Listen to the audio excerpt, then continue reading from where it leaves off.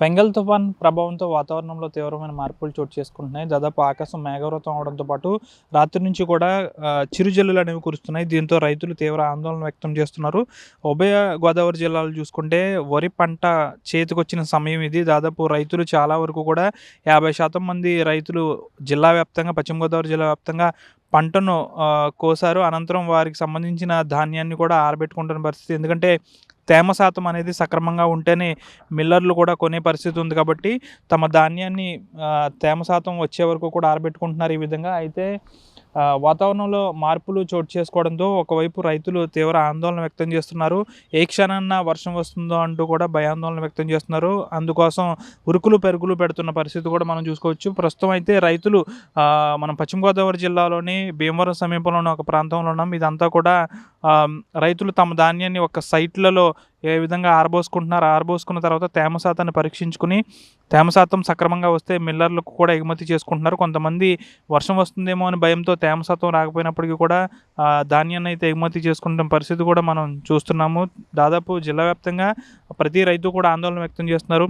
పంట చేతికొచ్చినప్పుడు కూడా తుఫాన్లు, అంతేకాకుండా వరి నాట్లు వేసినప్పుడు కూడా ఈ ప్రకృతి వైపరీత్యాలతో తీవ్రమైన నష్టాలు ఎదుర్కొంటున్నామంటున్నారు. ఈ 2 రోజులు వర్షం రాకుండా ఉంటే గట్టెక్కుతామని కూడా రైతులు చెప్తున్నారు. పరిస్థితి కూడా నెలకొంది.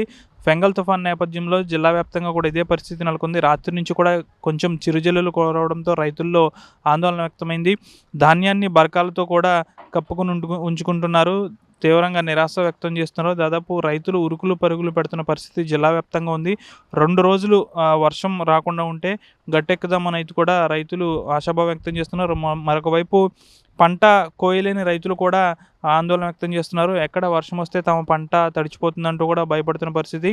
దీనికోసం గత 2 రోజుల నుంచి కూడా రైతులు కూలీలను పెట్టుకుని ఇంకా ఎక్కువ డబ్బులు వారికి ఇచ్చి వచ్చేదే తక్కువ, కానీ వారికి ఇంకా ఇచ్చి ఈ విధంగా పనులు చేయించుకుంటున్నారు. ధాన్యాన్ని కూడా ఆరబోసుకుంటున్న పరిస్థితి మనం చూస్తున్నాం. ఒక 2 రోజులు అనేది వర్షంలో రాకుండా ఉంటే తామంతా గట్టెక్కుతామని కూడా చెప్తున్న పరిస్థితి కూడా నెలకొంది. జిల్లా వ్యాప్తంగా రైతులు కూడా ఒక విధంగా ఆందోళన వ్యక్తం చేస్తున్నారు.